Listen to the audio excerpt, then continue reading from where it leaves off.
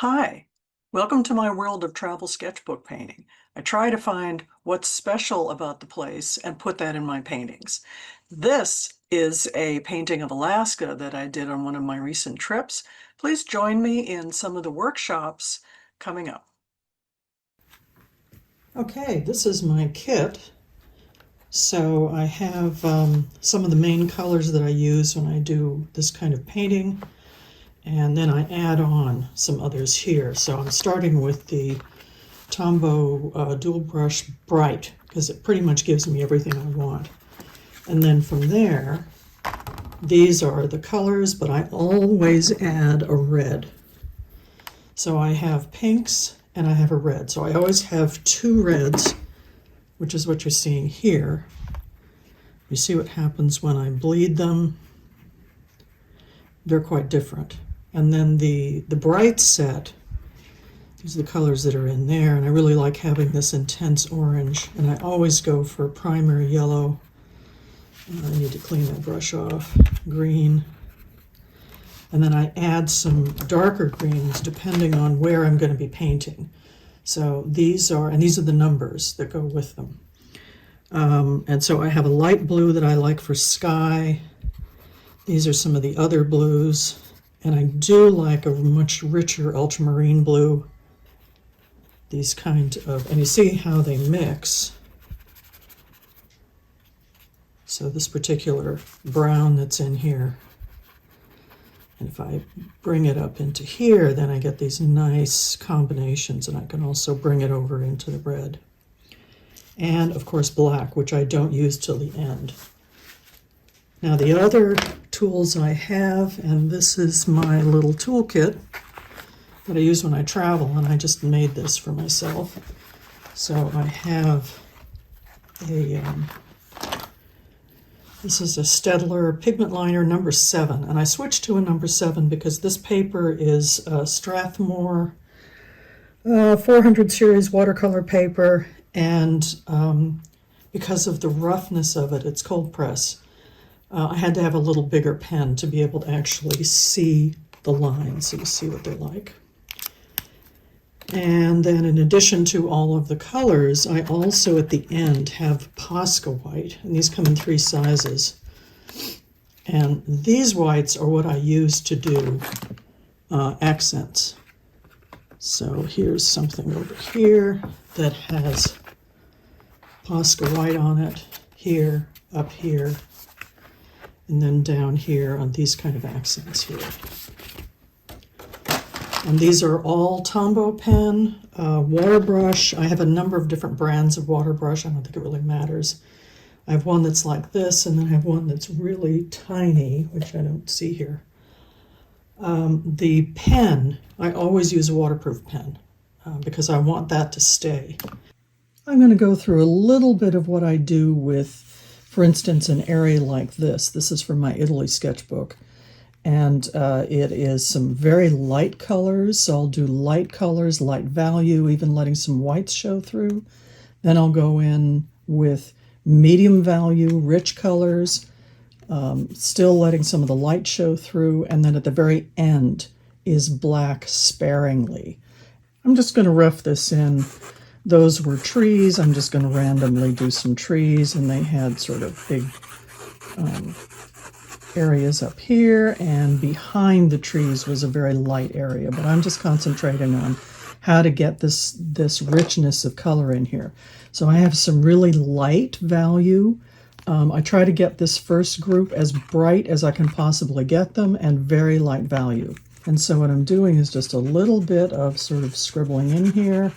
Now I don't have any reference to look at right now, so what I'm giving you is just kind of the way I work.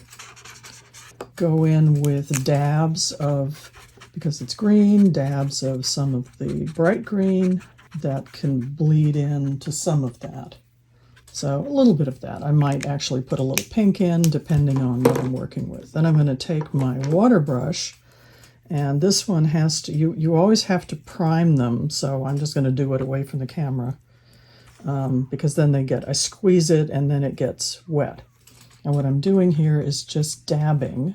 So I'm going to show you the difference. If I do a bunch of this, I just lose them. You see, now it's just all blended together. Now I'm going to go in with some of my mid-range and still very intense saturated colors. And you notice that I have the two reds again, because I can go slightly pinker or slightly redder. And this is also depending on how orange I want to get some of this up in here. So I'm going to start with the green and just dab. Please remember these are leaves.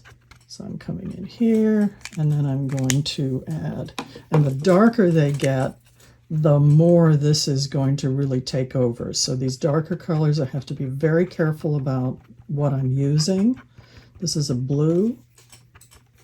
I have a little bit, let's try some dabs of red, and I just mean just a tiny amount, because this is going to make some of this go more orange.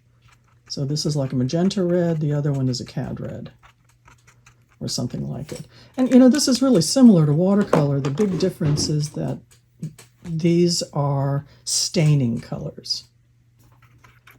Dab again, and I start, and I have to periodically clean this off. And so I'm not going to overdo it, because as it continues to bleed, it will shift.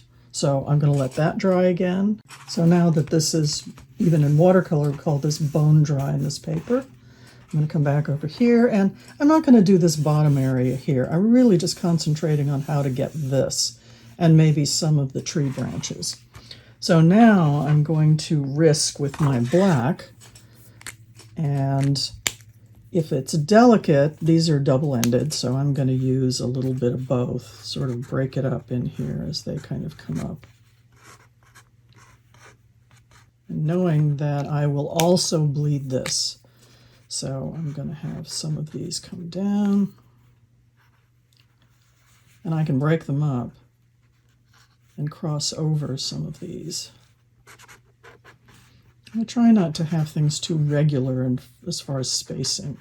So some of them are close together, some of them are far apart. So this is really just about my process to get this range of color, is that I can break some of the branch areas and pick some of that up and say, I can pick up this black and I can go somewhere else with it.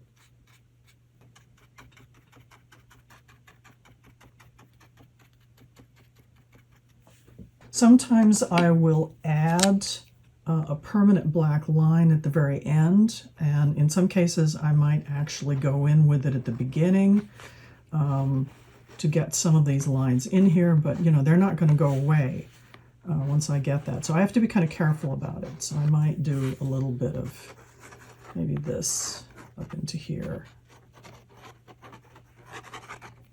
And then I also have a really skinny brush that I can use. So see, that will give me depth into the background. Maybe more trees, like a forest kind of thing. Okay. I hope you found this information helpful. I hope to see you soon at one of my workshops, both online and in person. Check out the link below to my blog where the schedule is. See you soon.